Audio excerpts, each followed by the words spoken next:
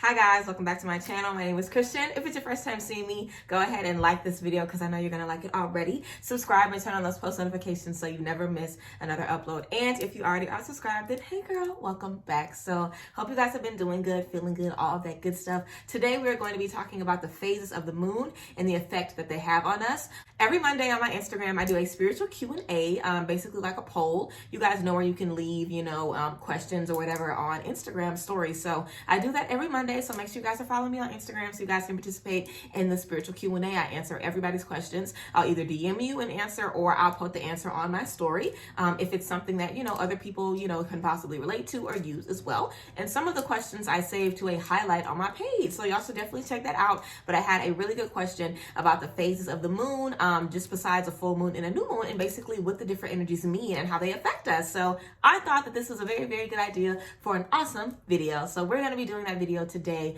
We're going to be talking about the phases of the moon, every single phase of the moon, and just the different energies and what we should be doing as the moon is going through its phases. Now, the moon always starts off as a new moon. We always have that new moon in that blank slate, and then we know we grow and grow and grow until we have a half moon, which is the first quarter moon, and then we grow and grow and grow until we have a full moon, and then we basically get, back down to where we have another half on the other side of the moon, which is the third quarter moon, and then we go all the way back to having a new moon again. Yes, we're going to get into all the phases of the moon. I would definitely recommend you guys every month looking up the calendar of the moon phases or looking up moon phase calendar 2021, and you'll literally be able to see every single day what phase the moon is going to be in. That's going to be really good, so you can refer to the different energies of the different phases to see what you should be doing on what days of the moon. So yes, if you guys are interested in the different phases of the moon and how you can understand those energies so you can better use them for the ritual work you're going to be doing, then just keep on watching. So y'all know the girl has her notes as always, so we can go ahead and get into all the tea.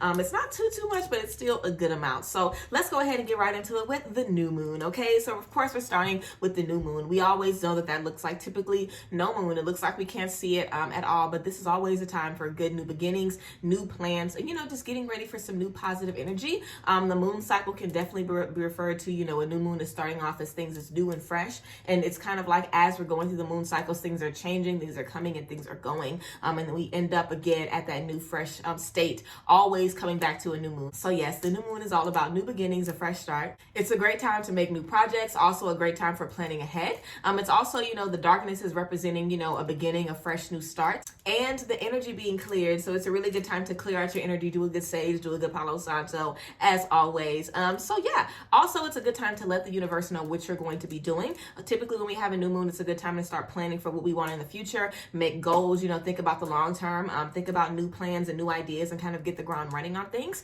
So it's going to be good to let the universe know what you're trying to manifest, what you want, coming to you, and how you're going to make that happen.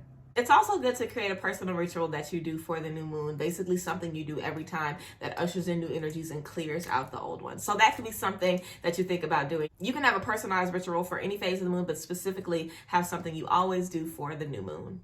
Next, we have the waxing crescent moon. Okay, this moon typically looks like a toenail. It's kind of, the little sliver moon that we got until we have our gorgeous, first quarter moon, which looks like a half moon. So yes, we have the waxing crescent moon after the new moon. So a little bit, the moon is beginning to be illuminated and we are seeing the moon in all of her glory once again. This is a good time to set the intention and to focus on whatever we are trying to manifest. So we have that new moon that's giving us those new plans and ideas. This is the time to think about how we're going to make those things happen, to think about expansion, to think about growth. We want to see this as a time to plant seeds and be very specific about what we're trying to bring forward. Of course, want to make sure that we are focusing on doing everything with intent, making sure that when we're making these plans or making these goals, we know why we're doing them, we know how we're going to make them come to pass, we know how we're going to see everything come full circle for us. So being very, very particular about things and, just expanding what we're already doing and looking at things from a bigger picture as well. This is a very good time to be positive about everything that we're trying to do. So no negative talk, no negative vibes, positively only raise your vibration, do some stuff in this space to raise your vibration and keep your energy high. It's a good time, I would say, for yoga, dance, singing, spending time in nature, having a good time with friends, just enjoying yourself and keeping your energy high and gaining that momentum so we stay excited about our new goals. Next, we have the first quarter moon, which looks like a half moon. This is all about decision making. We're in a space now to take action. We're also in a space to reflect on things that we've learned in the past, lessons we've had to experience, people we've had to cut off, things we've had to maneuver. This is a great time to reflect and figure out what we're going to do about things differently moving forward. We're making very, very strong future decisions as a result of the things that we are discovering in this space. And also we can have a lot of emotional energies coming up with this first quarter moon. So let's make sure that we're being very specific about, making sure that we're focusing our mind on positive things and we're using our emotional energy to the best of our benefit. So yes, the first quarter moon is when we are committing to action. We are being serious about what we're doing. We have our intention, we have our plan, and we are figuring out what we need to do to make it happen. And we're using our past experiences to lead us in that discovery. Next, we have the waxing gibbous moon, okay? This is when the moon looks almost full. This is a good time for refinement, okay? So whenever we have the waxing gibbous moon, the moon is almost full, the moon is almost illuminated, and we know what that big, bright, beautiful full moon energy is, things being revealed. So this is a time to fine tune everything. We're making those small little tweaks and just making sure that everything that we're doing is exactly lined up how it needs to be. Of course, being mindful and paying attention to detail in this space as well. And we're also going to be developing new goals and basically just, kind of branching off of what we're trying to do. So let's say you had a goal that you were basically trying to, there was an exam or something that you had to take and you wanted to do really, really good on it. And this refinement period, we could be talking about exactly what we're going to be doing, making a plan, making sure that we have our study times set together, making sure that we know when we're going to be manifesting, when we're doing our cancer work, when we're doing our releasing work, just making sure that we have everything lined out so there's not going to be any surprises, because we got the full moon coming next, okay, which is going to reveal everything and illuminate everything. So in this refinement time, we get to be fine tuning and looking through everything with a fine tooth comb to make sure that there won't be too many surprises for the full moon, but the full moon is going to surprise you regardless. So think of the waxing gibbous moon as a space for you to just fine tune everything and make sure that all of the intention, all of the decisions that we've been making thus far, everything that's been going with our new plan is going according to plan. And of course, next we have our full moon, which is also our harvest moon. So your full moon is a good time to release things. Things are being revealed. Things are being brought to the surface. We're in a space of healing. We're also in a space of releasing things that didn't work. So we're releasing setbacks. We're releasing L's. We're releasing things that are holding us back, things that are stopping us from continuing to move forward. It's also a good time, of course, under this big bright full moon to charge your crystals, make some moon water. If you're going to do any releasing work or anything like that, this is truly the most powerful time for it, with that big beautiful moon illuminating things and bringing us new wisdom and new power.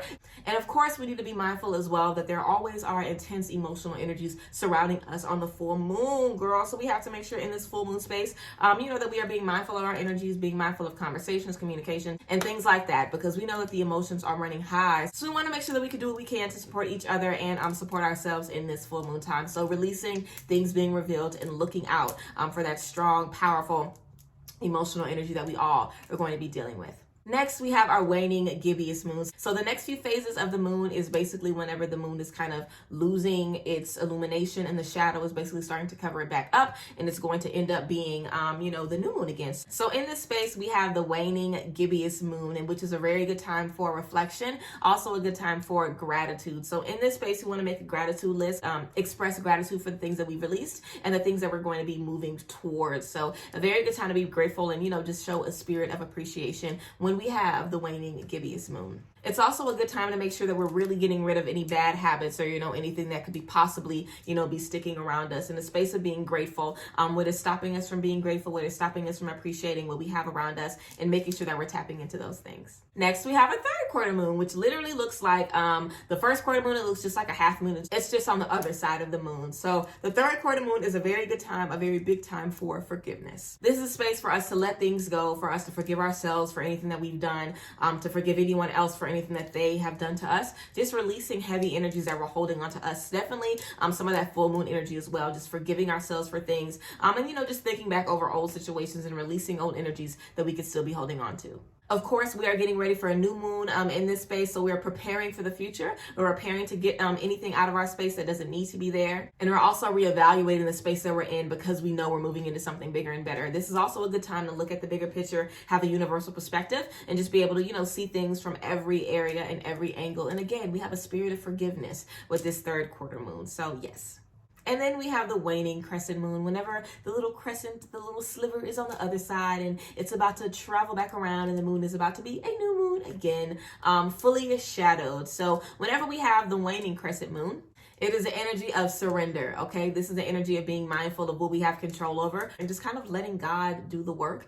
We're stepping into that new beginning again. So we're stepping into a space of surrender to fully release, fully forgive, fully be done with everything we've been carrying, you know, just stepping into some new energy finally. The final surrender after going through a complete moon cycle, seeing these things come to pass, seeing these manifestations, going through a full month of setting the intention and releasing and forgiving and, you know, maneuvering things and making these decisions, going through a complete cycle and finishing it. We're stepping into a space of surrender now.